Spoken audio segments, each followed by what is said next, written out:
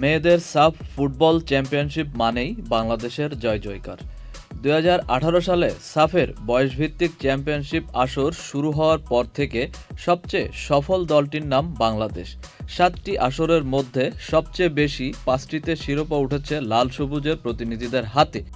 ২০১৮ সালে অনূর্ধ্ব-১৮ চ্যাম্পিয়নশিপ দিয়ে শুরু হওয়া আসরে শিরোপা জিতেছিল বাংলাদেশ। মাঝে একটি শিরোপা ছিনিয়ে নেয় ভারত, একটিতে ভাগ বসিয়ে যৌথভাবে চ্যাম্পিয়ন হয় বাংলাদেশ ও ভারত। সেই ধারাবাহিকতা ধরে রেখে আরও একটি শিরোপার দ্বারপ্রান্তে পৌঁছেছে বাংলাদেশের মেয়েরা। এবারও ফাইনালে তাদের প্রতিপক্ষ ভারত। মেয়েদের অনূর্ধ্ব-১৯ সাফ ফুটবল চ্যাম্পিয়নশিপের এবারের আসর বসেছে নেপালের পোখারায়। আসরের প্রথম ম্যাচে ভুটানকে গোল বন্যায় ভাসিয়েছিল মুনকি আক্তার, মামনি চাকমা, অর্পিতা বিশ্বাসরা। ওই ম্যাচে হ্যাটট্রিক সহ ৪ গোল করেন মুনকি আক্তার, হ্যাটট্রিক করেন শ্রীমতী তৃষ্ণা রানী ও আলপি আক্তার। এছাড়া অর্পিতা বিশ্বাস ও মামনি চাকমা একটি করে গোল করেছিলেন। দ্বিতীয় ম্যাচে ভারতকে হারিয়েছিল বাংলাদেশ।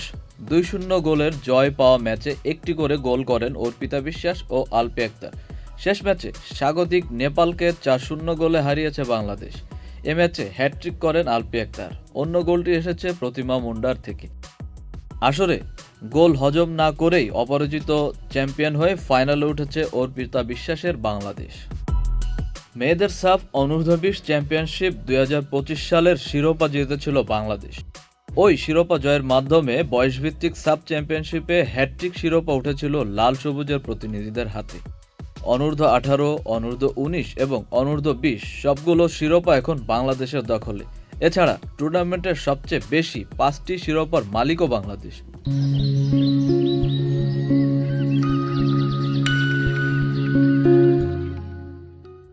২০১৮ সালে ভুটানে আয়োজিত অনূর্ধ্ব-১৮ দিয়ে শুরু হওয়া সাফের বয়সভিত্তিক আসরে প্রথম শিরোপা উঠেছিল বাংলাদেশের হাতে। এরপর ২০২১ সালে ভারতকে হারিয়ে অনূর্ধ্ব-১৯ আসরে চ্যাম্পিয়ন হয় বাংলাদেশ। সাফের ওই আসরের আয়োজক ছিল বাংলাদেশ। এরপর ২০২২ সালে অনূর্ধ্ব-১৮ এর দ্বিতীয় আসরের শিরোপা ভারতের কাছে হাতছাড়া হয়েছিল বাংলাদেশের।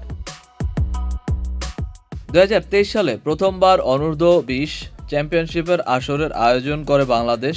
ফাইনালে নেপালকে হারিয়ে অনূর্ধ্ব-২০ আসরের প্রথম শিরোপা ঘরে তোলে লাল সবুজের প্রতিনিধিরা। এরপর ২০২৪ সালে হওয়া অনূর্ধ্ব-১৯ আসরে ভারতের সাথে যৌথভাবে চ্যাম্পিয়ন হয় লাল সবুজের প্রতিনিধিরা। যৌথভাবে চ্যাম্পিয়ন হওয়ার আসরে ম্যাচে ১-১ গোলে ড্রয়ের পর ১১-১১ পেনাল্টিতেও মীমাংসা হয়নি ম্যাচটি। পরে যৌথভাবে ভারত এবং বাংলাদেশকে চ্যাম্পিয়ন ঘোষণা করা হয়। আরও একটি আসরের ফাইনালে উঠেছে বাংলাদেশ। ভারতকে হারাতে পারলে টানা ৪ শিরোপা সহ ষষ্ঠ শিরোপা ঘরে তুলবে বাংলাদেশের নারী ফুটবল দল।